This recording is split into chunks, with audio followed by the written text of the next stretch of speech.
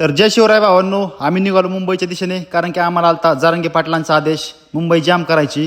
जो घरात बसला तो मराठा कसला. मग आम्ही गेलो जाऊन रेल्वे स्टेशनला गेलो. आम्हाला भेटली रेल्वे. मग बसलो रेल्वेमध्ये आम्ही.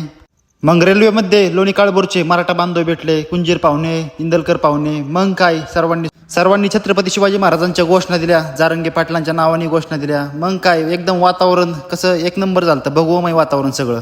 तिथून पुढे गेलो आम्ही लोणावळ्याच्या बोगद्यामध्ये. लोणावळ्याच्या बोगद्यात क्रॉसिंगला रेल्वे पडली, तर मग काय थोडा फोटोशूट केला, आनंद घेतला वातावरणाचा.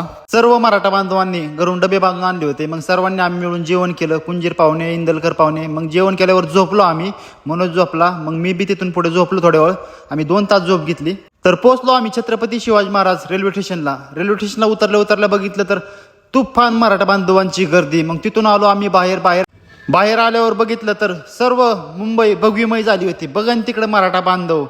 त्याचबरोबर एक नंबर पाटलांच्या घोषणा चालू होत्या. काय तो पाऊस, काय त्या मराठ्यांच्या घोषणा, एवढा जल्लोष, एवढा अंगात ऊर्जा देणार होता की बास बघत राहावं. मग पुढे महानगरपालिका आहे, तिथं पण सर्व मराठा बांधवांनी अख्खी महानगरपालिका जाम केली. मग आम्ही पोहोचलो आझाद मैदानावर पोहोचल्यावर झालता पाऊस पण एवढा चालू होता, पण एक पण मराठा बांधव इकडला तिकडला हल्ला नाही कुठं आजूबाजूला.